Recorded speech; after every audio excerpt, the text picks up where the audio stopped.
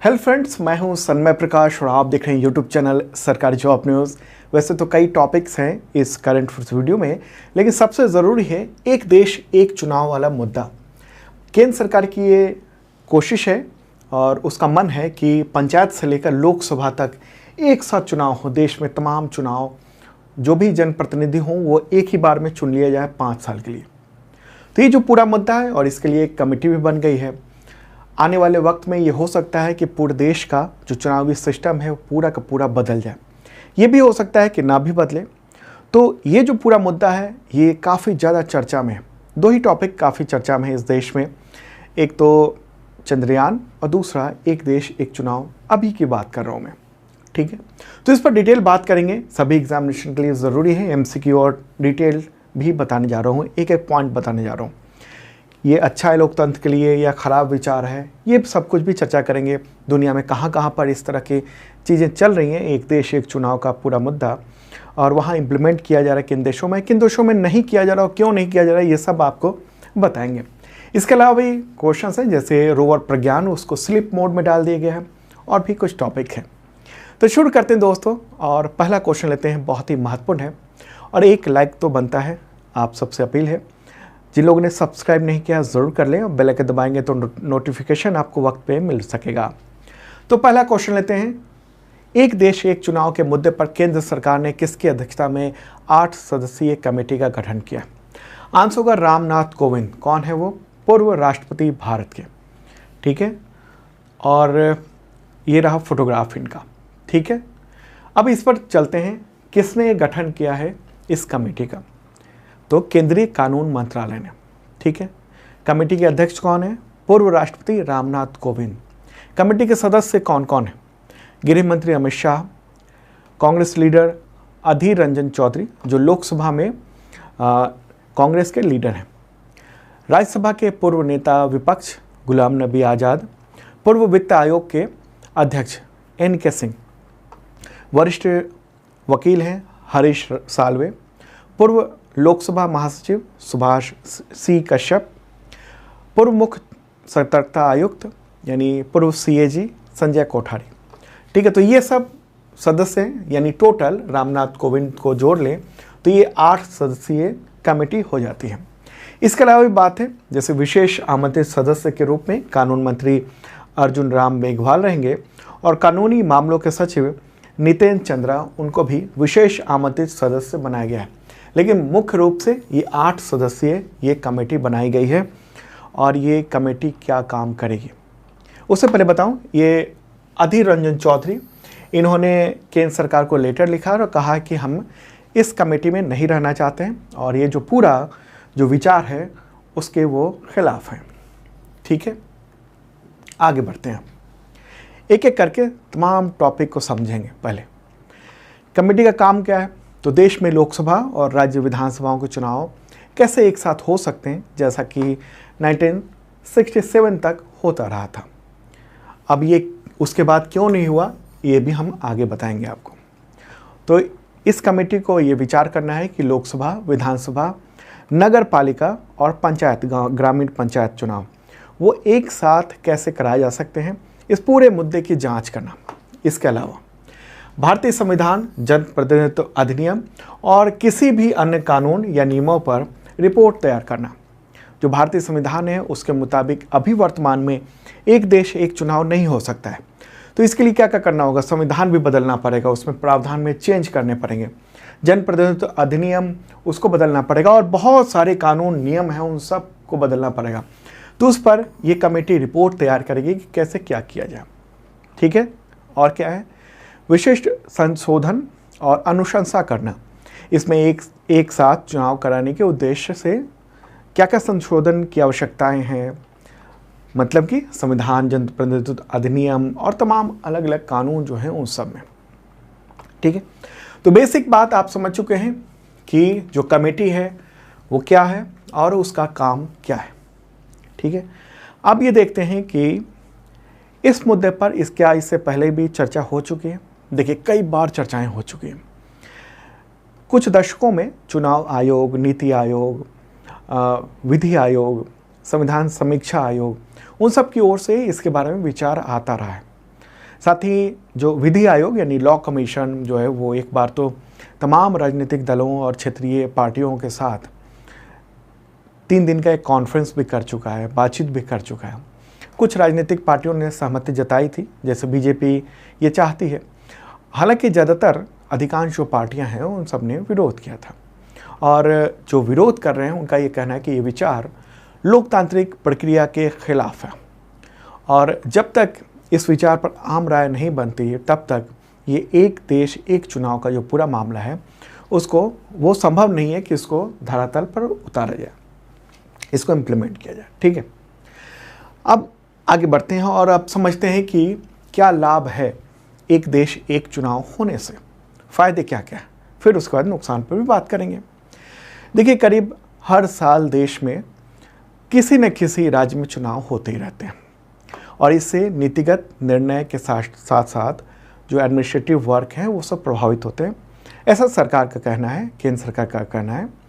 और देश पर आर्थिक बोझ भी बहुत बढ़ता है, क्योंकि बार बार चुनाव होते हैं तो उन सब पर आर्थिक बोझ यानी जो हज़ारों करोड़ों रुपए खर्च होते हैं हर बार चुनाव पर, तो वो बढ़ता है।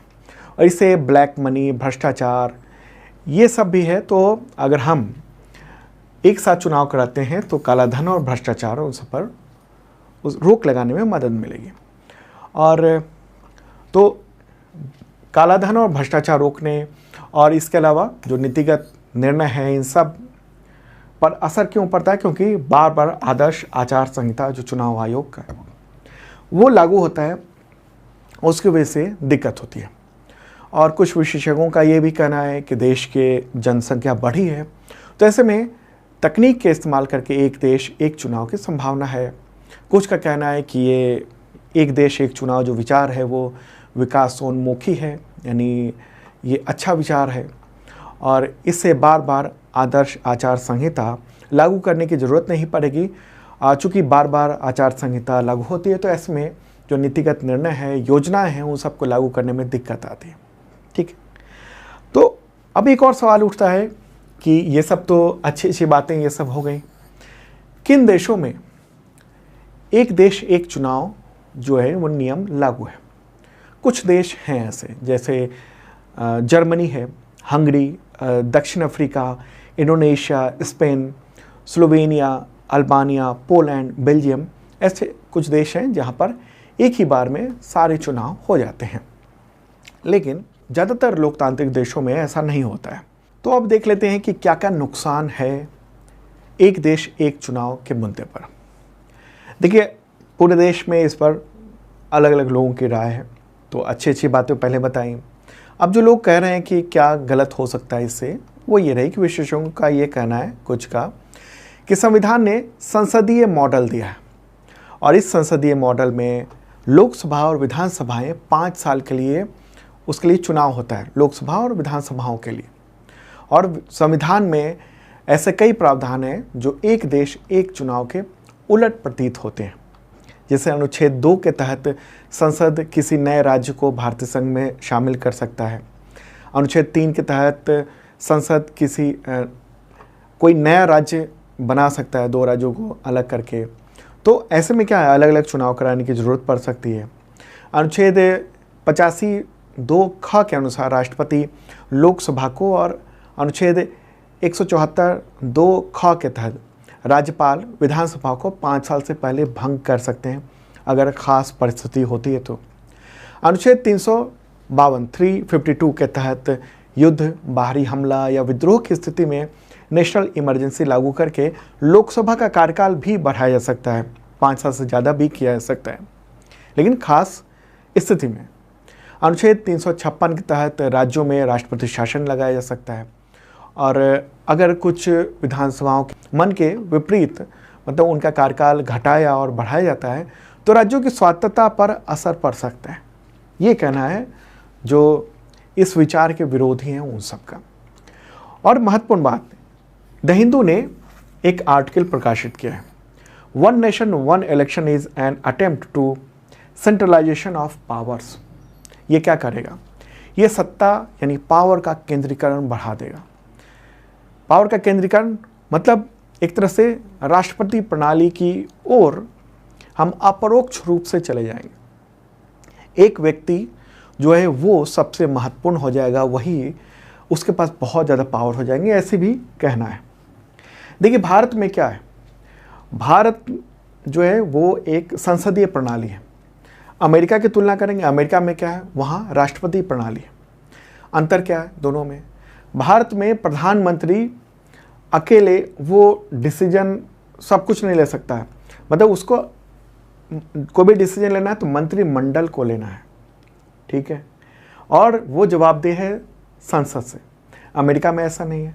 अमेरिका में क्या है, अमेरिका में राष्ट्रपति है और वो ना चाहे मतलब संसद की परवाह कर ले।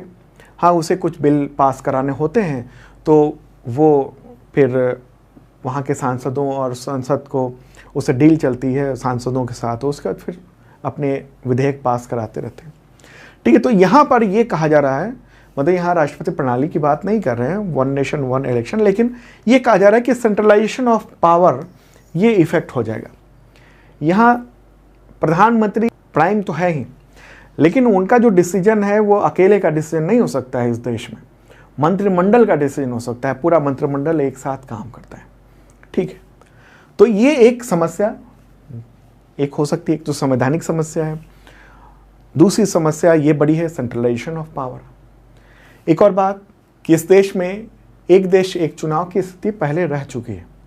आज़ादी के बाद जब चुनाव शुरू हुए उसके बाद 1952, 1957, 1962, 1967 उस समय एक साथ ही लोकसभा और राज्यों की विधानसभाओं के चुनाव कराए गए थे। लेकिन हुआ ये कि 1968-69 में कुछ राज्यों की विधानसभाओं जो है वो समय से पहले ही वो भंग हो गई। किन वजहों से भंग हो गई? तो वहाँ जो जिसकी सरकार है उसका बहुमत उसने खो दिया, ऐसे स्थिति हुई, या और कुछ कारण हुई, तो उसकी वजह से समय से पहले भंग करना पड़ गया और ऐसे में वो जो पूरा सिस्टम है ना वो बिगड़ता चला गया, ठीक है। तो चुनाव जो है एक साथ फिर इसके बाद नहीं हुए। कुछ और बातें हैं इस पर। कुछ और बातें क्या हैं?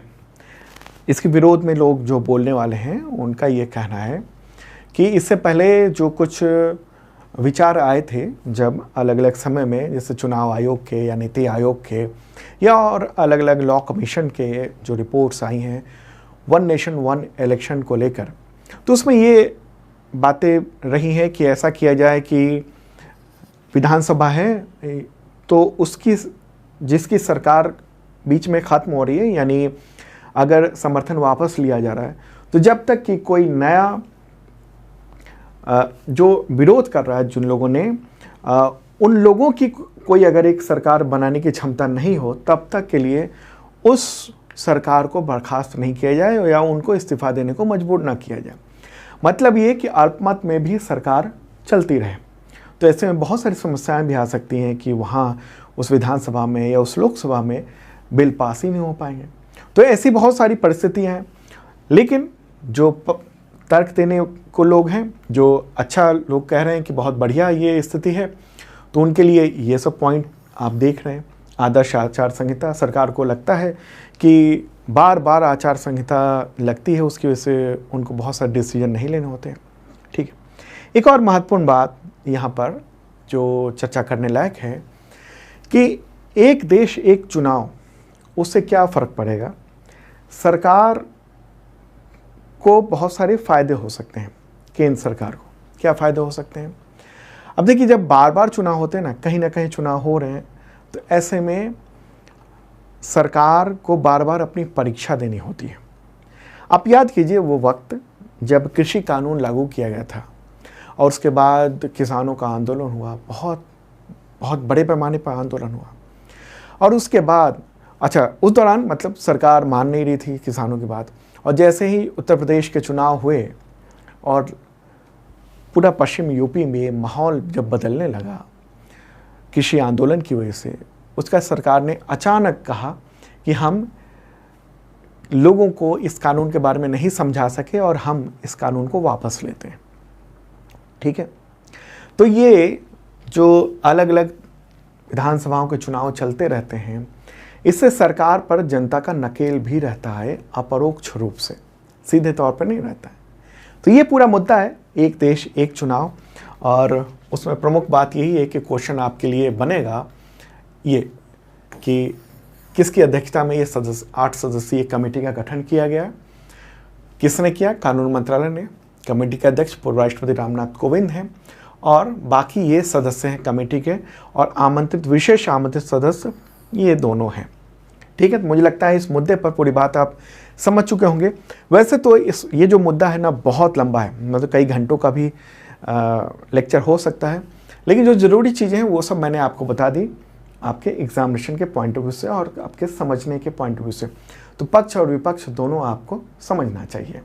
ठीक है, चलिए आगे बढ़ते हैं। अगला क्वेश्चन भी महत्वपूर्ण है। उससे पहले आपको इन्फॉर्म कर दूं कि जो भी बोला मैंने और जो भी मैं बताने जा रहा हूँ आगे भी पूरे वीडियो में, वो उसका PDF अवेलेबल है हिंदी और इंग्लिश दोनों लैंग्वेज में।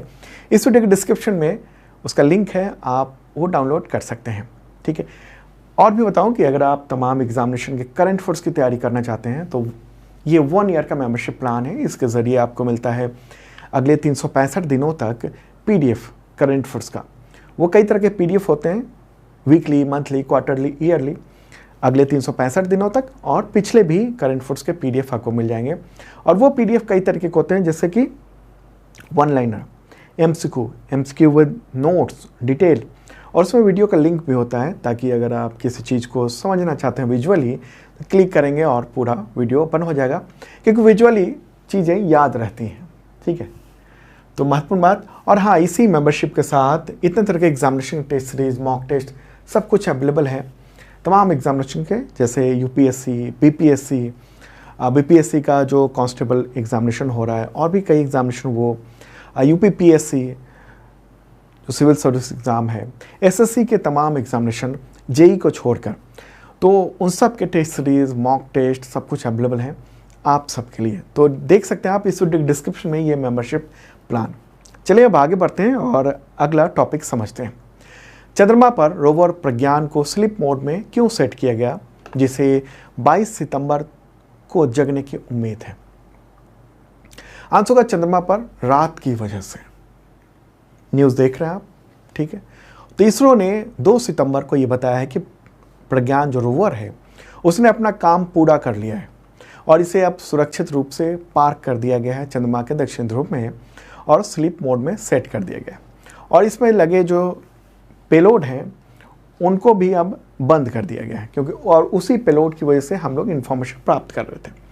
तो ये शिव शक्ति पॉइंट है, ये जो इसरो ने ये फोटोग्राफ जारी किया है और उसमें ये बताया है कि विक्रम लैंडर वो भी स्लीप मोड में है और जो रोवर है उसका नाम है प्रज्ञान, वो यहाँ से इस तरह से घूमता हुआ करीब 100 मीटर की दूरी पर ये पार्क हो गया है। पार्क मतलब एक जगह स्थापित हो गया। तो इसमें लगे जो 2 पेलोड हैं, जैसे APXS यानी अल्फा पार्टिकल एक्सरे स्पेक्ट्रोमीटर और LIBS यानी लेज़र इंड्यूस्ड ब्रेकडाउन स्पेक्ट्रोस्कोपी, तो इनकी वजह से ही चंद्रयान 3 का जो ये रोवर है उसका नाम है प्रज्ञान, तो उसने कई सारे जो गैस हैं और मिनरल्स हैं इनके बारे में पता लगाया था।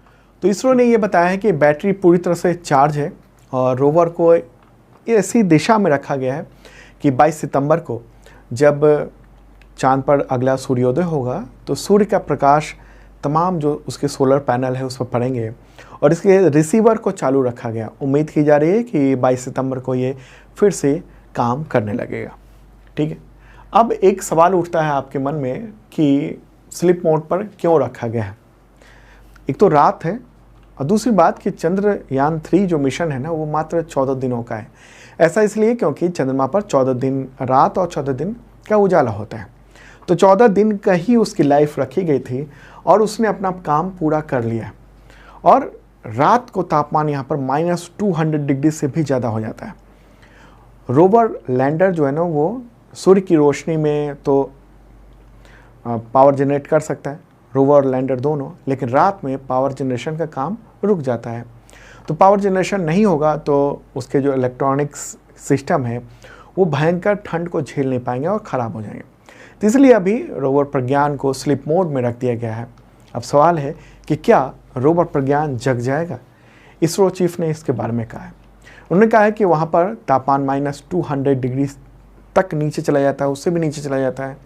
ऐसे में इस बात की कोई गारंटी नहीं है कि बैटरी, इलेक्ट्रॉनिक्स वो सब जीवित रहेंगे, लेकिन हमने कुछ परीक्षण किए और ऐसा लगता है कि इन कठिन परिस्थिति में भी रोवर और उसमें जो लगे हुए इक्विपमेंट्स हैं वो जग जाएंगे। तो उम्मीद है कि वो एक्टिव हो जाएगा। और अगर एक्टिव नहीं होता है, मान लीजिए कि ये जो प्रज्ञान है ये एक्टिव नहीं होता, तो क्या होगा? एक्टिव नहीं होता है तो ये भारत के एम्बेसडर के तौर पर चांद के दक्षिण ध्रुव पर वहाँ तैनात रहेगा। ठीक है, भारत को गौरवान्वित करता रहेगा। चलिए दोस्तों, अब आगे बढ़ते हैं, अगला क्वेश्चन लेते हैं। भारतीय फिल्म और टेलीविज़न संस्थान यानी FTII पुणे का अध्यक्ष किस एक्टर को बनाया गया है? आंसर होगा R माधवन। ठीक है, न्यूज़ देख रहे हैं आप, एक्टर हैं शानदार, और उनको नया अध्यक्ष बनाया गया है। इसके अलावा वो FTII की गवर्निंग काउंसिल के अध्यक्ष भी रहेंगे। और किसकी जगह ली उन्होंने?